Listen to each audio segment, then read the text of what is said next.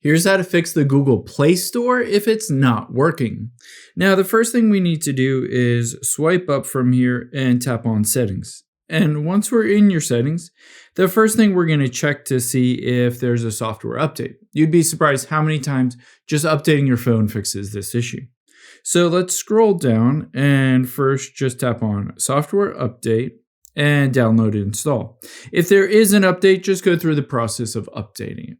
However, let's say there isn't an update or that doesn't fix it. We can fix it also just by going into the Apps section. So at the beginning of your settings, tap on Apps here.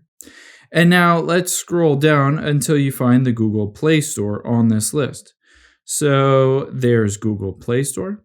The first thing we're going to do is clear the cache and storage in that app. So scroll down, tap on storage here and clear the cache as well as the data.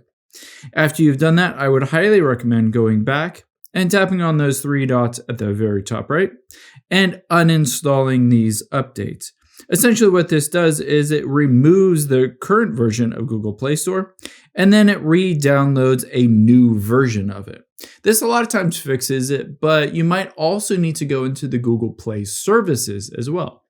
So let's go back here and you can see another app called Google Play Services. Tap on that and we're going to scroll down and tap on storage here and then just hit clear the cache and clear the data.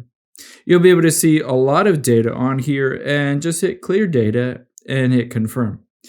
Now, after we've done that, you can just go back out of here and close out of the settings app. And you might want to restart your Android phone and Google Play Store should be working normally at that point.